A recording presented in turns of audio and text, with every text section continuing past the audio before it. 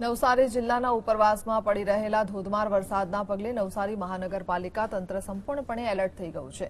પૂર્ણા નદીના કિનારે વસેલા નવસારી શહેરમાં પૂર આવવાની કટોકટી ભરી શક્યતાઓને ધ્યાને રાખીને વહીવટી તંત્ર દ્વારા આગોતરી સાવચેતીના પગલાં ભરવાનું શરૂ કરી દેવાયું છે. ખાસ કરીને શહેરના તમામ નીચાણવાળા વિસ્તારોમાં રહેતા લોકોને સાવધ કરી દેવામાં આવ્યા છે. કોઈપણ કટોકટીની સ્થિતિ કે અનિચ્છનીય ઘટનાને પહોંચી વળવા માટે મહાનગરપાલિકા દ્વારા ફાયરના જવાનો અને ખાસ તરવૈયાઓની ટીમોને અત્યારથી જ સાધન સામગ્રી સાથે સ્ટેન્ડ બાય રાખવામાં આવી છે, જેથી પૂર જેવી સ્થિતિ સર્જાતા જ તાત્કાલિક બચાવ અને રાહત કામગીરી શરૂ કરી દેવાય.